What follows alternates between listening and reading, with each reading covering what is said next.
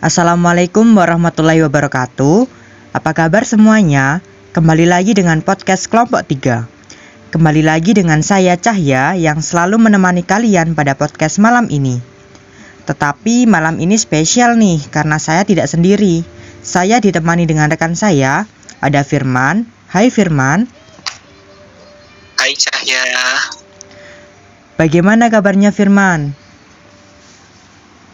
Alhamdulillah baik. Cahya sendiri gimana kabarnya? Baik juga. Alhamdulillah baik juga. Kira-kira kamu tahu tidak tema podcast pada malam hari ini apa? Apa ya? Sepertinya menarik nih. Ya, tema podcast pada malam hari ini yaitu mengenai Islam dan kebudayaan. Tidak perlu berlama-lama lagi, langsung saja kita perkenalkan pembicara kita pada malam hari ini. Nama saya Angga Nur Aji, NPM 048. Nama saya Muhammad Julfikar dengan NPM 075. Perkenalkan, nama saya Nur Hayati, NPM 079. Nama saya Muhammad Rifki Alauddin, NPM 082. Nama saya Cahya Yuhan Armanda, NPM 091. Nama saya Firman Saramadani, NPM 092.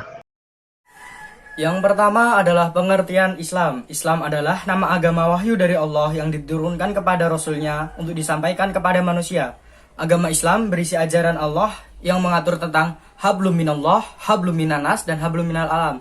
Hubungan manusia dengan Allah, hubungan manusia dengan manusia lainnya, dan hubungan manusia dengan alam.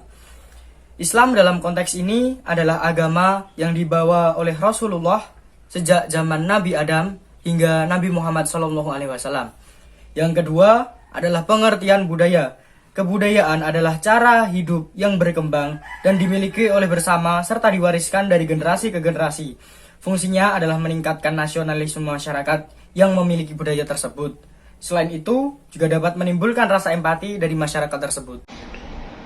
Selanjutnya saya akan menjelaskan tentang kebudayaan di Indonesia. Yang pertama adalah wayang kulit. Kesenian dari kulit kerbau ini merupakan suatu kesenian yang berasal dari Jawa dan merupakan salah satu dari jutaan kesenian yang ada di Indonesia dan merupakan kesenian yang paling terkenal.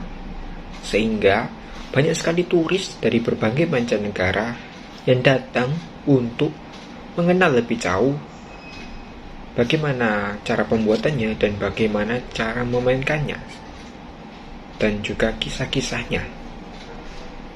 Selanjutnya adalah angklung. Angklung ini dimainkan dengan cara digetarkan sehingga bambu-bambu pada angklung ini atau pipa-pipa bambu pada angklung ini dapat menghasilkan suatu nada tertentu. Selain fungsi sebagai alat musik, angklung ini juga berfungsi sebagai salah satu dalam upacara adat. Salah satunya adalah untuk mengundang Dewi Sri atau Dewi Kesuburan. Dewi Kemakmuran yang diharapkan turun ke bumi akan memberikan suatu kesuburan pada pertanian yang di sini adalah padi. Selanjutnya adalah batik. Batik adalah kain bergambar yang memiliki proses pembuatan yang khusus, yaitu menorehkan malam atau lilin tradisional menggunakan alat berupa canting yang ditorehkan di atas kain. Kemudian melewati proses pewarnaan menggunakan bahan-bahan pewarna yang alami. Selanjutnya adalah keris. Pada masa lalu, keris berfungsi sebagai senjata dalam duel sekaligus perlengkapan sesaji dalam upacara adat. Dalam budaya Jawa, keris sering dikaitkan dengan hal-hal mistis dan memiliki kekuatan tersendiri di dalam keris tersebut. Nilai-nilai Islam dalam budaya Indonesia. Pertama, nilai ketuhanan, memandang realita alam sebagai produk yang bersumber dari Allah yang dijadikan sandaran dalam menetapkan keyakinan atau keimanan mereka. Kedua, nilai kemanusiaan, memberikan kesadaran akan pentingnya nilai-nilai toleransi dalam hidup secara individu maupun dalam bermasyarakat. Ketiga, nilai moral, tradisi masyarakat yang mempertahankan perilaku yang baik seperti adat tongge, kejujuran, sabar, dan mampu gelo kebajikan. Keempat, nilai intelektual, pesan-pesan leluhur mengandung nilai intelektual untuk mempertahankan adat istiadat masyarakat. Kasus akibat geseran antar budaya. Yang pertama, konflik suku Ngoni dan suku Dani di Papua. Bentrokan yang terjadi untuk kesekian kali ini dipicu rebutan lokasi lahan untuk jalan Trans Nabire. Warga suku Ngoni dan suku Dani sudah bersiap-siap untuk perang di distrik Kuala Kencana, Kampung Jayanti, Timika, Papua. Masing-masing kubu juga melengkapi diri dengan busur dan anak panah yang siap dilontarkan ke arah rawan perang. Yang kedua, konflik Lampung Utara dan Lampung Selatan. Konflik yang terjadi sekitar tahun 2017 ini melibatkan masyarakat wilayah Lampung Utara dan Lampung Selatan. Konflik besar antara Lampung Utara dan Lampung Selatan terjadi tepatnya di wilayah Kalianda. Selanjutnya lagi, tragedi Sampit. Konflik Sampit merupakan pecahnya kerusuhan antar etnis di Indonesia. Berawal pada Februari 2001 dan berlangsung sepanjang tahun itu. Konflik ini dimulai di kota Sampit, Kalimantan Tengah, dan meluas ke seluruh provinsi, termasuk ibu kota Palangkaraya. Konflik ini terjadi antara suku Dayak asli dan warga migran Madura dari Pulau Madura. Konflik Sampit mengakibatkan lebih dari 500 kematian, dengan lebih dari 100.000 warga Madura kehilangan tempat tinggal.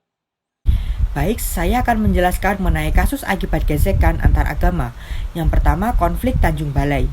Pada Sabtu 20 Juli 2016, 11 wihara dan 2 yayasan dirusak oleh warga mengamuk di Tanjung Balai, Sumatera Utara. Beberapa bangunan di samping tempat beribadah umat Buddha tersebut hangus terbakar. Kerusuhan ini disulut oleh konflik agama antara umat Islam dan Buddha. Kabarnya, sebagian warga Tanjung Balai merasa tersinggung setelah mendengar pemeluk agama Buddha berdarah Tionghoa protes. Mereka mengeluh tentang kerasnya suara azan dari sebuah masjid lokal. Belum lagi adanya rumor seorang wanita yang melempari masjid dengan batu dan mengusir imam di dalamnya menyebar secara cepat. Yang kedua, konflik Papua.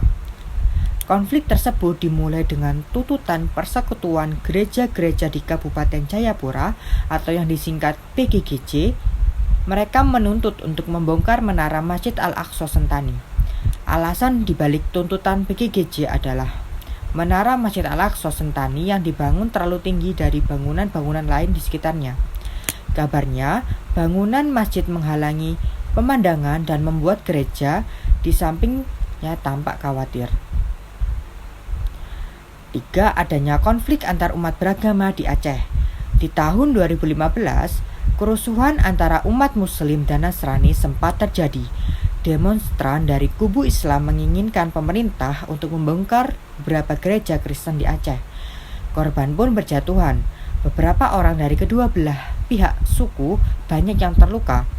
Untungnya, kompani ini tidak melebar dan dapat diatasi sebelum permasalahannya melebar. Kasus akibat gesekan antar negara.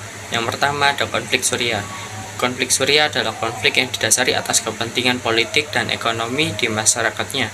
Konflik ini berdampak pada warga yang kelaparan bahkan menelan korban jiwa. Yang kedua ada konflik Israel dan Palestina.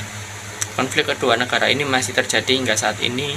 Kedua negara ini berlangsung setiap hari hingga masyarakatnya menjalani hidup dengan rasa khawatir. Yang ketiga ada konflik Korea Utara. Konflik Korea Utara ini melibatkan dua negara tangga yaitu Korea Utara dan Korea Selatan yang saling berperang serta belum menemukan kejelasan penyelesaian.